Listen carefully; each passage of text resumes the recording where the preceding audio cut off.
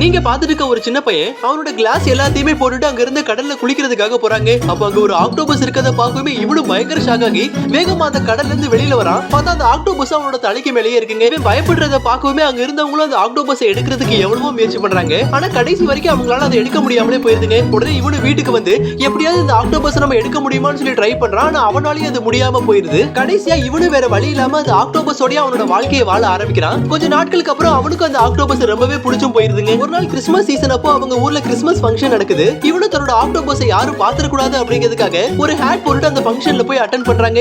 அவனுக்கு அங்க இருந்த விஷயத்தை பார்க்கவே ரொம்பவே பிடிச்சு போய் சந்தோஷமா அவனோட நேரத்தை செலவழிக்க ஆரம்பிக்கிறான். அன்னைக்கு நைட் ரொம்ப டயர்டாயி வீட்டுல வந்து தூங்கிக்கிட்டு இருக்கான். அப்ப திடீர்னு யாரோ அங்க வர்ற மாதிரி இருக்குங்க. இந்த ஆக்டோபஸ் அவனை எழுப்ப முயற்சி பண்ணுது. ஆனா அவன் எந்திரிக்காமலே போயிடறான். கொஞ்ச நேரம் கழிச்சு அவன் கண் முழிச்சு பாக்குறான். பார்த்தா அவன் தலையில அந்த ஆக்டோபஸே காணுங்க. இது எதனால அப்படின்னு பாத்தீங்கன்னா கொஞ்ச நேரத்துக்கு முன்னாடி சாண்டா கிளாஸ் தான் இவனோட வீட்டுக்கு வந்திருப்பாரு. அப்போ அந்த ஆக்டோபஸ் அவரோடய சேர்ந்து போயிருதுங்க.